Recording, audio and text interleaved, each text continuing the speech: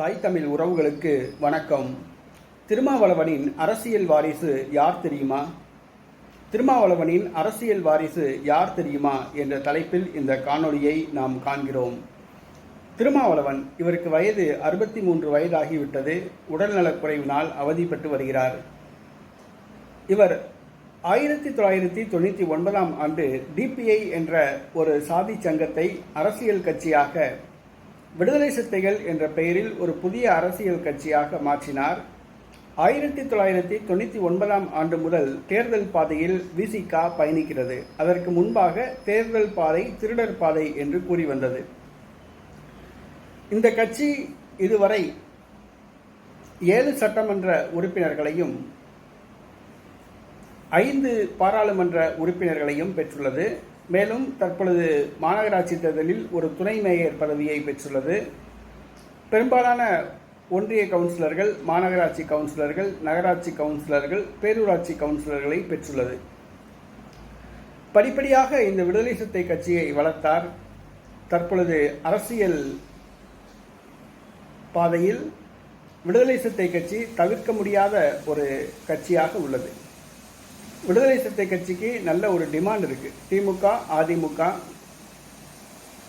விஜய் கட்சி ஆகியவை விடுதலை சிறுத்தை கட்சியின் அவற்றை எதிர்பார்த்து காத்திருக்கின்றன. திமுக விசிகாவை வெளியே விடக்கூடாது என்று இருக்கிறது. அதிமுக விசிகாவை எப்படியாவது இழுத்துவிட வேண்டும் என்று நினைக்கிறது. ஆக விடுதலை சிறுத்தை கட்சிக்கு தனித்து போட்டியிட்டு தன்னுடைய வாக்கு வங்கியை நிரூபிக்காவிட்டாலும் கூட அதற்குரிய செல்வாக்கை உணர்ந்து தமிழக அரசியல் கட்சிகள் விசிகாவுக்கு முக்கியத்துவம் கொடுத்து வருகின்றன. அரசியல் சாணக்கியத்தோடு திருமாவளவன் கட்சியை நடத்தி வருகிறார். ஆனால் திருமாவளவனுக்கு பிறகு இந்த கட்சியை நடத்துவது யார் என்ற ஒரு கேள்வி எழுந்துள்ளது. ஏனென்று சொன்னால், சமீப காலமாக உடல்நலக்குறைவினால் திருமாவளவன் அவதிப்பட்டு வருகிறார். கட்சியின் மூத்த தலைவர்கள் பலர் உள்ளனர். அதாவது ரவிக்குமார், வன்னியரசு, எஸ் பாலாஜி போன்ற கட்சியின் மூத்த தலைவர்கள் உள்ளனர். இளந்தலைவர்களும் பலர் உள்ளனர். ஆனால் விடுதலை சிறுத்தை கட்சி தலைவர் தொல் திருமாவளவன் அவருடைய காலத்துக்கு பின்பு இந்த கட்சியை தலைமை தாங்கி யார் நடத்துவார் என்ற கேள்வி எழுந்துள்ளது. அதற்கு பல குழப்பங்கள் உள்ளன. என்னென்று சொன்னால், ரவிக்குமாரா, வன்னியரசா, சங்க தமிழனா, சிந்தனை செல்வனா, எஸ் பாலாஜியா, பனையூர் பாபுவா என்று பல கேள்விகள் உள்ளன. ஆனால் இவர்கள் மேலெல்லாம் திருமாவளவனுக்கு நம்பிக்கை கிடையாது. விடுதலை சிறுத்தை கட்சி தொண்டர்களுக்கும் இவர்கள் மேல் நல்ல அபிப்பிராயம் கிடையாது. ஏனென்று சொன்னால், இவர்கள் எல்லாம் பணத்துக்கு விலை போகக்கூடியவர்கள். திமுக, அதிமுகவிடம் பணத்துக்கு விலை போகக்கூடியவர்கள்.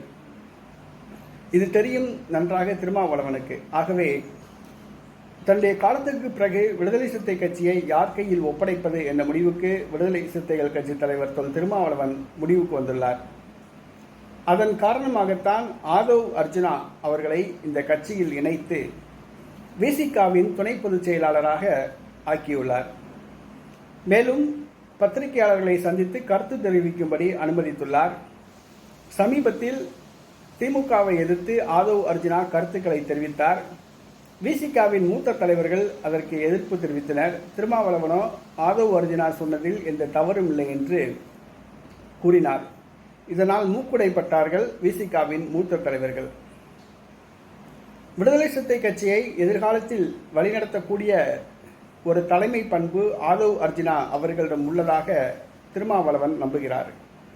ஆகவே தன்னுடைய அரசியல் வாரிசாக ஆதவ் அர்ஜுனாவை அவர் கொண்டு வருகிறார் என்றே சொல்லலாம். அதற்கு விசிகாவின் மூத்த தலைவர்கள் ஒத்து வராவிட்டாலும் கூட விசிகாவின் தொண்டர்கள் 90% பேர் ஆதவ் அர்ஜுனாவை ஏற்றுக்கொண்டுள்ளார்கள் என்றே சொல்ல வேண்டும். நடைபெற்று முடிந்த மதுவிலக்கு மாநாட்டில் ஆதவ் அர்ஜுனாவுக்கு தொண்டர்கள் மத்தியில் நல்ல வரவேற்பு இருந்தது. அவருக்கு கை கொடுத்து அவருக்கு முத்தமிட்டு தங்களுடைய ஆதரவினை தெரிவித்தனர். இதை பார்த்த விசிகாவின் மூத்த தலைவர்கள் முகம் சுளித்தனர், கடுப்பாகினர். ஆகவே விடுதலை சிறுத்தைகள் கட்சியின் அடுத்த தலைவராக அல்லது திருமாவளவனின் அரசியல் வாரிசாக ஆதவ் அர்ஜுனா கொண்டு வரப்படுகிறார் என்பதே உண்மை. இவர் லாட்டரி அதிபர் மார்டின் அவர்களுடைய மருமகன் ஆவார்.